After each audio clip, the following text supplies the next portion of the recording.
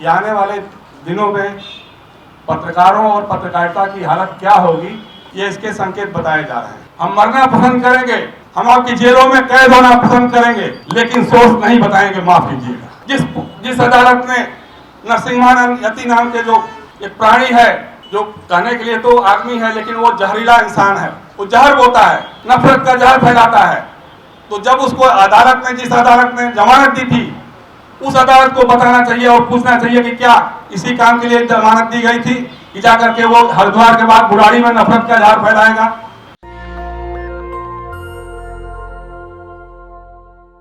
सबसे पहले तो प्रेस क्लब ऑफ इंडिया और डीजी पब को बहुत बहुत बधाई, जो इस ज्वलंत मसले पे एकजुटता का प्रदर्शन करने का मौका दिया है।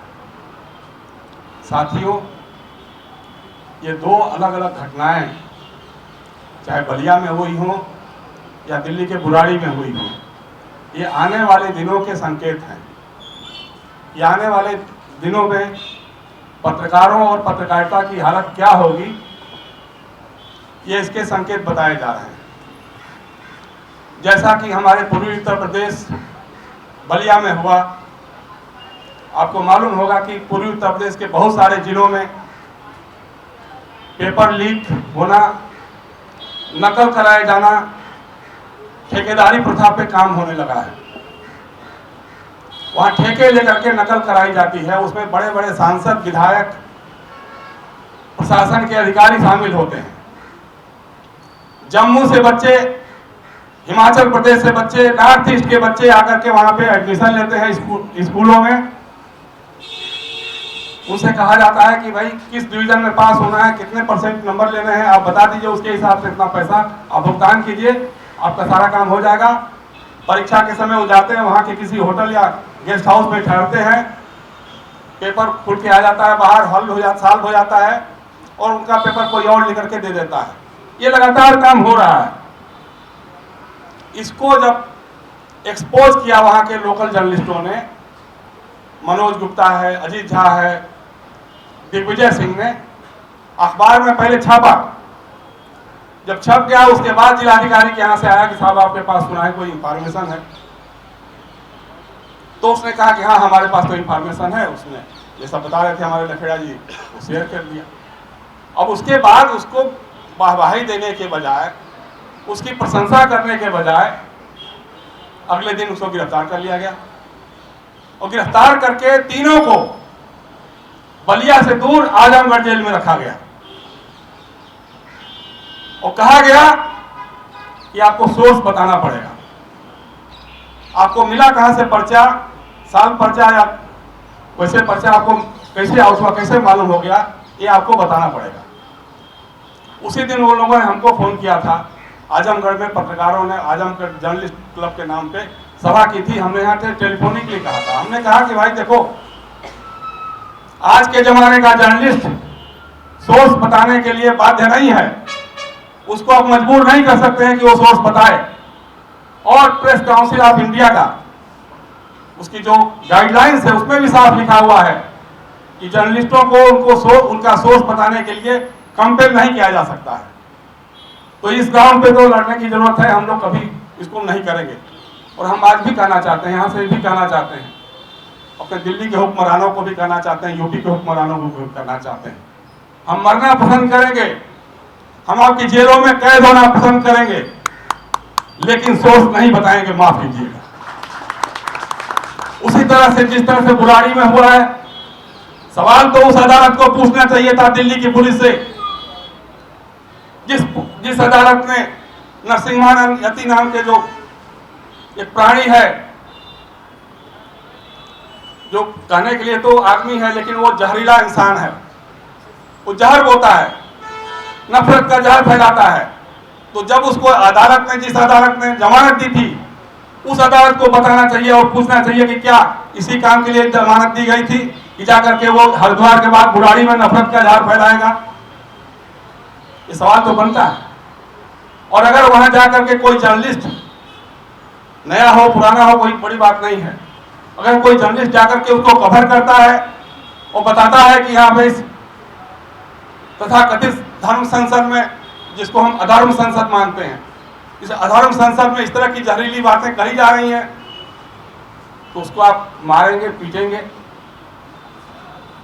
लेकिन ये हो रहा है, और जिस ढंग के, जैसे मैंने कहा कि ये आने वाले दिन कितने खतरनाक हैं। जगह जगह, जैसे हमारी एक पत्रकार मित्र भी बता रही थी कि सोनिया बिहार में बजरंग दल और विश्व हिंदू परिषद के लोग जा जाकर के सारे घरों में कह रहे हैं कि ऊपर झंडा लगाना पड़ेगा आपको, केसरिया झंडा, भगवा झंडा फहराना होगा जब तक नवरात्र रहेगा, और उनसे वो पैसे भी ले रहे हैं। हल्दीराम में कोई एक सुदर्शन न्यूज का कोई पहुंच गया,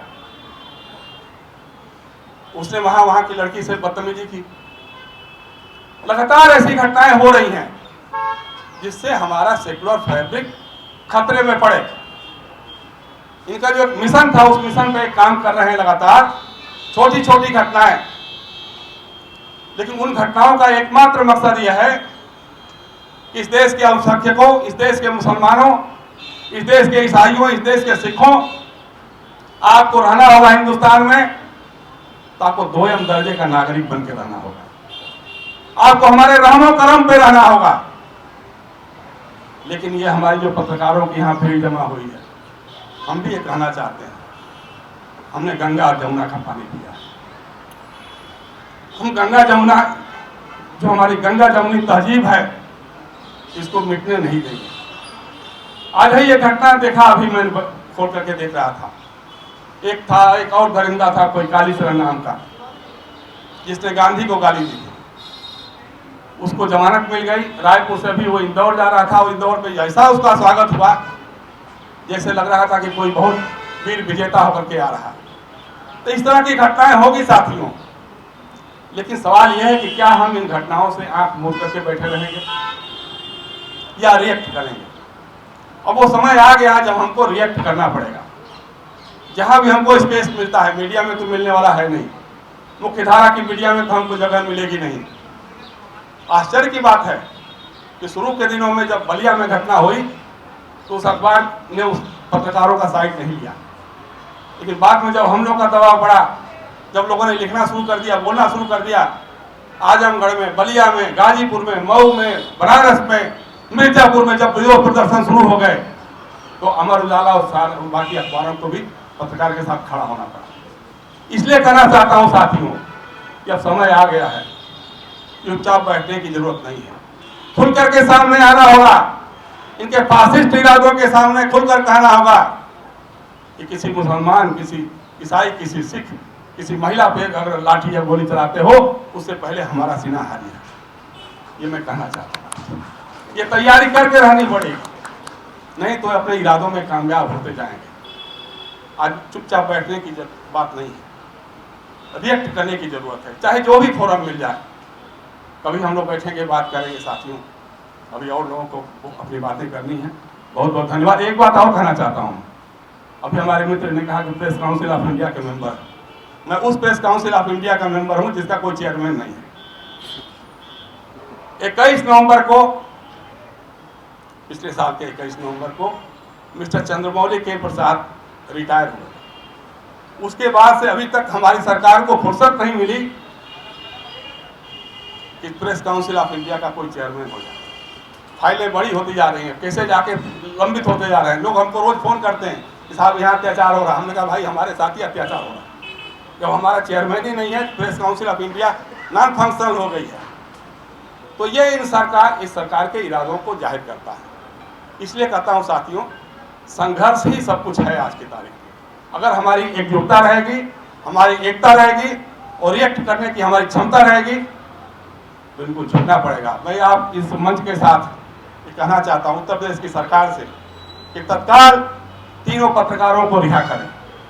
और दिल्ली की सरकार पहले तो अपनी पुलिस से पूछे कि ये जो राक्षस है, जो जहरीला इंसान है, जो हरिद्वार से लेकर के बुराई तक नफरत का जहर बेचता है, उसके खिलाफ एक्शन कब होगा। अगर वो अदालत से छूट के आया है, जमानत पे आया है, जाहिर है कि अदालत ने कोई शर्तें लगाई होंगी। अगर उसका उल्लंघन करता है तो उसकी गिरफ्तारी कब होगी, ये दिल्ली सरकार के सामने भी सवाल है, दिल्ली पुलिस के सामने भी सवाल है। और ज्यादा नहीं कहूंगा। बहुत बहुत धन्यवाद। नेशनल दस्तक की आपसे गुजारिश है कि अगर इसको बचाना चाहते हैं तो नेशनल दस्तक को सब्सक्राइब करने के लिए रेड कलर के सब्सक्राइब बटन को दबाएं, फिर बेल आइकन की घंटी दबाएं। नेशनल दस्तक को बचाने के लिए बहुत जरूरी है कि हर खबर को शेयर करें, लाइक करें, कमेंट जरूर करें।